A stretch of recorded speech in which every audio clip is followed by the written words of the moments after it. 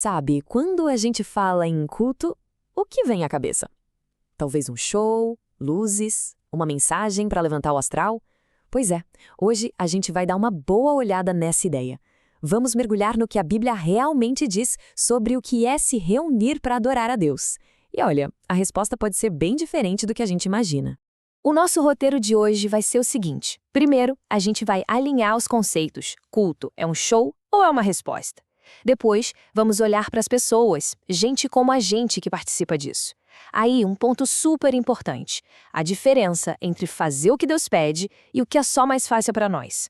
Isso vai nos levar a falar sobre a importância de pertencer a uma comunidade. E, por fim, um desafio que fica para todo mundo. Então, vamos lá, começando pela base de tudo. A verdade é que, em muitos lugares, o culto virou uma espécie de produto. Uma apresentação bem ensaiada, com uma pitada de autoajuda. Mas, será que é isso mesmo? Será que essa é a ideia original? Dá uma olhada nesse contraste aqui. De um lado, o culto visto como um show, onde o foco é o consumo, o que a gente pode receber. Isso nos coloca numa posição passiva, de plateia. Do outro lado, o culto como uma resposta, onde o foco é a glória de Deus. Isso exige participação, entrega, reverência. A mudança de chave é total, percebe? E aqui está a grande ideia que vai guiar toda a nossa conversa. O culto, na sua essência, não é sobre nós. Não é um espetáculo para consumo. É a resposta de um povo que foi salvo e que, por isso, se volta para Deus com reverência e sacrifício, reconhecendo quem Ele é. Certo. Se o culto é uma resposta, a pergunta óbvia é: quem são as pessoas que estão respondendo? Isso nos joga de cara com uma verdade que às vezes a gente esquece. A igreja não é uma vitrine de gente perfeita. Longe disso. É um lugar para gente real, com problemas bem reais. Exatamente. Numa mesma reunião, lado a lado, vai ter gente super animada, gente totalmente desanimada e gente que se sente fraca, no limite. E aqui que está o pulo do gato. Uma igreja que só celebra os super animados, que vive um clima de triunfalismo constante, está falhando. O culto precisa ser, antes de tudo, um lugar seguro para os desanimados e para os fracos.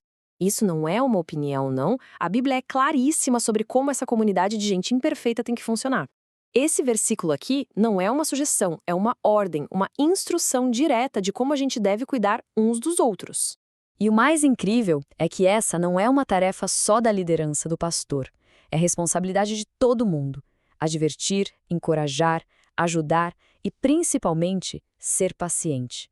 É isso que transforma uma plateia num corpo, numa família de verdade. Agora a gente entra num ponto bem delicado, que mostra um perigo muito sutil na nossa adoração. A diferença entre o que é coerente com a Bíblia e o que é só conveniente.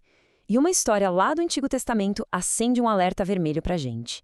A pergunta que essa história levanta é essa: será que ter uma boa intenção, um coração sincero, já é o bastante? Será que Deus já aceita a nossa adoração só porque a gente quis fazer o bem? Vamos ver?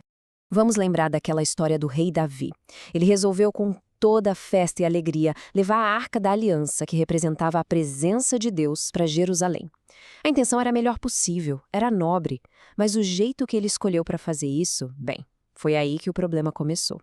Esse quadro aqui deixa tudo muito claro. O plano de Davi foi o mais conveniente, uma carroça nova, um método que parecia moderno, prático. Só que Deus tinha dado uma ordem santa, bem específica. A arca deveria ser carregada nos ombros dos levitas. Era um jeito de honrar, de mostrar respeito. Ao escolher o que era conveniente, Davi ignorou o que era sagrado. E o resultado, a gente sabe, foi uma tragédia. E a lição dessa história ecoa até hoje. A nossa forma de adorar não pode ser guiada pelo que é mais popular, mais criativo ou mais conveniente. A regra do jogo é a palavra de Deus. Uma boa intenção não justifica desobediência. Certo. Mas como a gente vive tudo isso? Como o culto se torna essa resposta coerente e como a gente cuida uns dos outros na prática?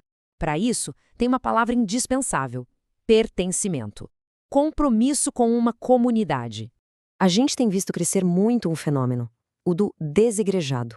É aquela pessoa que tem a sua fé, se diz cristã, mas não tem vínculo, não tem compromisso com nenhuma igreja local.